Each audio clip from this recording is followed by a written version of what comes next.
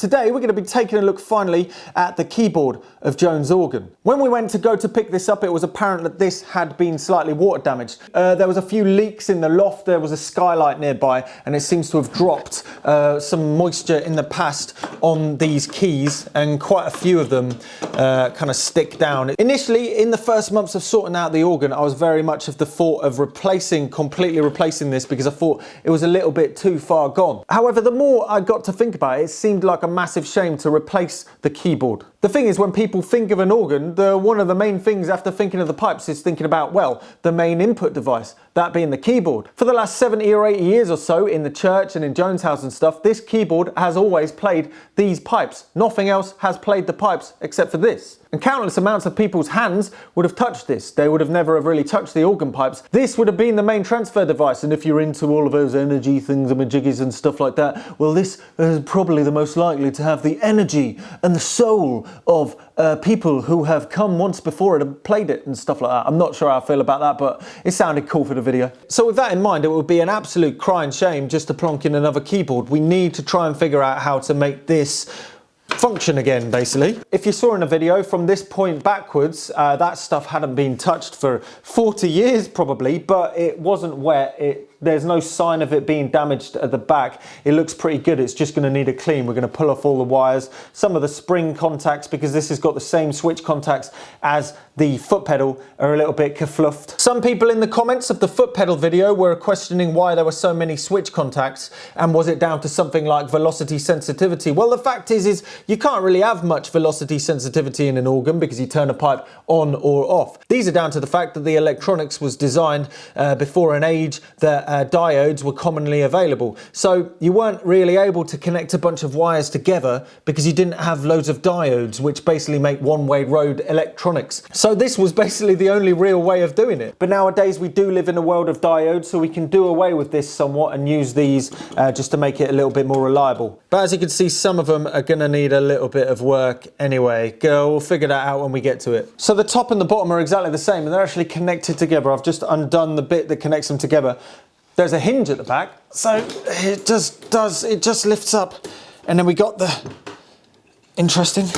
Oh my god, that's going to be a nightmare. If you can see this green wire right here, this must have been added afterwards. It looks like it was put on where bits were obviously broken. So the first thing we're going to do, which is probably going to be the funnest bit, is just completely removing all of these wires. So yeah, I got my snips out and started cutting. There was easily more than 1,000 connections there. There was quite a lot. And when that's done, you can burn off the sheath and weigh it in, because of the price of copper nowadays, you'll be crazy not to. Anyway, we start by taking the hinges off from the top manual, and so we can get to the bottom one, which is what we're gonna start on with this video today. And yeah, we started cutting off the rest of the wiring. I was just amazed by how many blooming wires there really were. And as you can see underneath, it's pretty grotty. That's like 70, 80 years of dust and grime, so I just started by getting some disinfectant wipes out and just, yeah, basically cleaning off the top layer of all that gunk and removing a key so we can see what's going on. Ooh. I've just taken one of the actual keys out. This is the bottom one. You can actually see the maker of this. I've spoke about this before, but the organ was put into the church in the early 50s, and it was made from a composite of even older organs, and it's got S.W. Brown, S-W-B-R-O-W-N-E. I presume that's the maker of the keyboard here. As you can see, they're pretty damn long keys. If you can see here, they're all sprung down via a spring at the bottom. That's what should pull them back, but some of these are a little bit sticky. So what we're going to do reluctantly is I think we need to take them all out and then put them all back in bit by bit, give them a bit of a sanding where they're all a bit sticky. They're also all joined by this electric bus bar. This is the side that the switches touch. We're going to still use this when we wire this into an Arduino to make it a MIDI keyboard, but we're going to remove that now. We're going to remove the keys and we're going to go from there. Also, luckily all the keys are numbered. This is 61. So undo the bus. Ooh.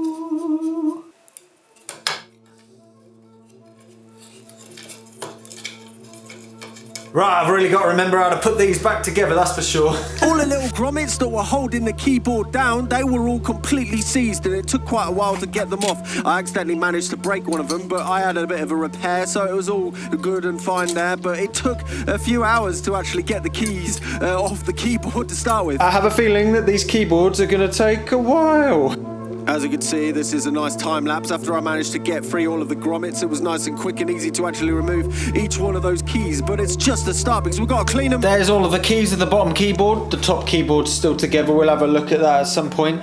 And this is what is underneath. As you can see, it's absolutely bleeding filthy. So let's give it a clean and go from there. The front part had a felt pad on it that had completely disintegrated, so we got to replace that in a mo.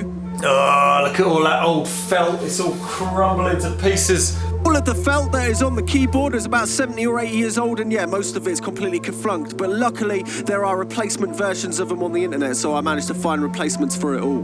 Lovely jubbly. It's as minging as you would expect it to be. I mean, it probably hasn't been cleaned since it's probably been put in the church, which was, what, 78 years ago, which is crazy. I'm gonna do the same as I did with the foot pedal in the last video. I'm gonna remove all of the wires from the back and connect a single wire to each of the contacts and wire them into an Arduino Mega. I had a little bash at removing the adhesive from the back that was painted on top of the wiring looms, and then after that I gave the wood a bit of an oil and a bit of a clean, and as you can see, it's scrubbed up quite nicely. We'll have a look at those buttons on the front in another video, but right now let's focus on the keys, because that's what we've got to talk about. You can see those little springs there. Those bits of metal are the bits that pull the keyboard back down, so we're going to put those in. I'll show you what I mean. Anyway, it's now time for the reassembly. We started by putting some brand new felt pads in and an adhesive felt strip at the bottom. This was very similar to the setup that was before. I bought some green padded washers that went into it, but they were too tall, so I had to go with the original plan because, you know, it's got to work in the end of the day. I found that after cleaning the keys, I didn't need to sand them down. They actually fitted quite nicely. The bits that were sticking were the pieces of felt that were inside of the actual keys themselves. So when that was all removed, it was nice and free to move around. Also, the springs needed a bit of adjustment, so this process was quite time consuming, but you had to make sure that it was all right and all fitting correctly. You see those wires that are on the top? They were there before. This is the part that connects all of the keys to ground, because the switch contacts go between ground and a pin on the Arduino Mega. If you want more information on the actual technical working of this, it's basically the maximized version of the super simple MIDI keyboard. That's all it is. It's exactly the same code on the pedals that were below in the last video, and basically they're just acting like switches that are just flicking on pins on the Arduino, which is then sending out a MIDI signal, and that MIDI signal is going to talk to all of the pipes via the console, which we're going to build in the next video. So if you're interested in making your own MIDI keyboard out of a castaway kind of organ key, well, go and check out the first video that I did on the super simple MIDI keyboards, because it'll kind of like outline what you need to do, and then this is just, you know, the logical progression of that. It went together really easily, albeit quite time consumingly. I don't think that's a word, but it's a word now. So it was just about kind of persisting and putting it together. This was a few days, actually, a couple of days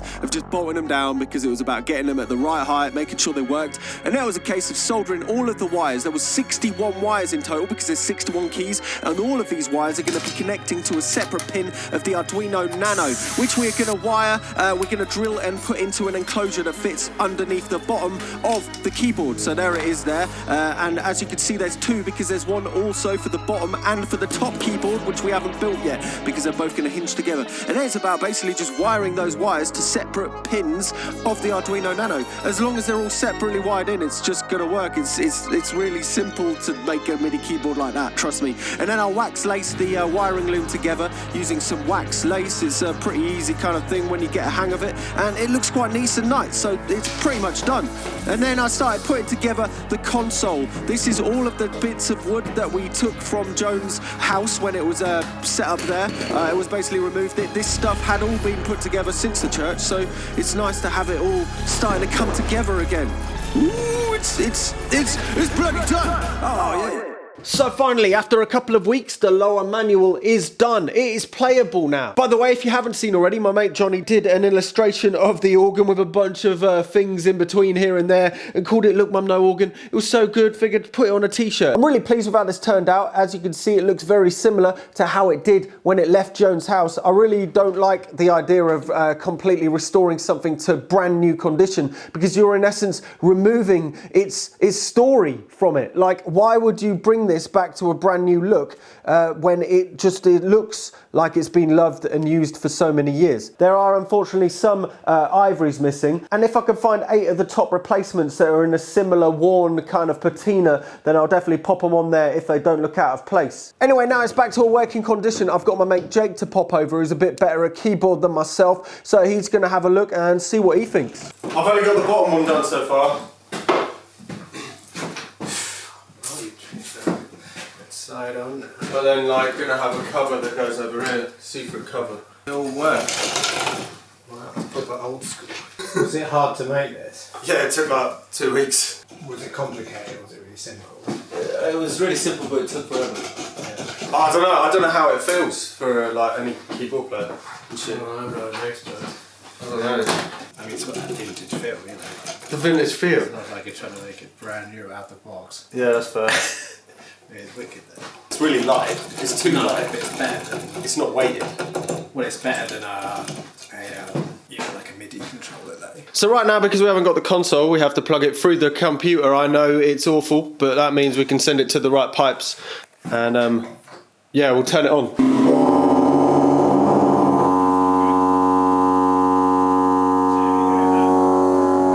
What the hell?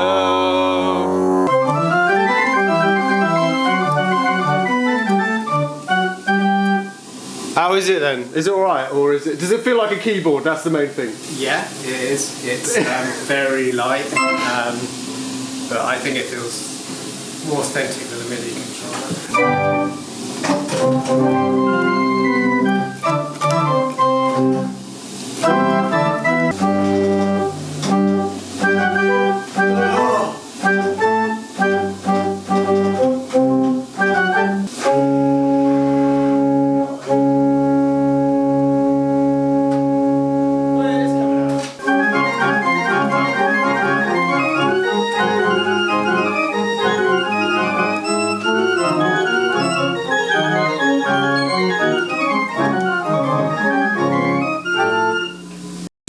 Sensitive, so you just have to fingers sort of ever so slightly resting on a key. It's going to quite easily play. Yeah. I don't know if there's a way to. Yeah. You said this one's really close to the actual switches. Is that, a bit better, yeah. It's a little bit better.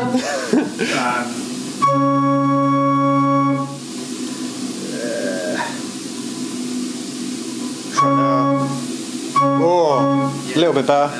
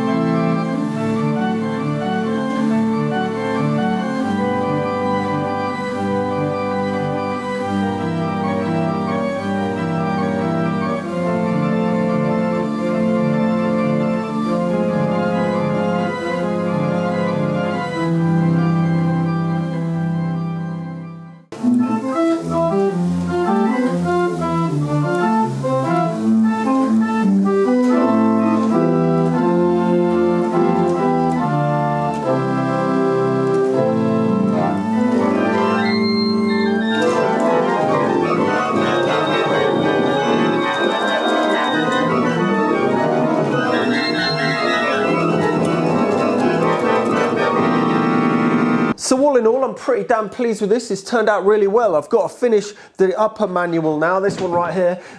As you can see, it's exactly the same. So I've got to do exactly the same again, basically. So that'll be the start of the next video before we get all the console, which is going to go up on the sides and above and stuff, and then also put a cover to stop prying hands touching any of the pipes. Then yeah, this is going to be, ooh, it's going to be an interesting one. So yeah, the organ is still coming along nicely. There's a play link list at the end of this if you haven't seen the other episodes yet, so you can watch them. There's about 12 now. I think this is part 12. If you want to see more videos and stuff like this, I've been chatting about this for the last few weeks and doing vlogs on it over on Patreon. So if you want to support this project and the others and the museum, then go and check it out over there. You get a load of other things and music downloads and stuff like that. And the support really helps to make things like this possible. Anyway, I'm Look Mum No Computer. This is Jones Organ, and yeah, have a lovely time and don't be scared to try it. Maybe do try and restore an organ. It's not actually that bad. Anyway, have a totally do.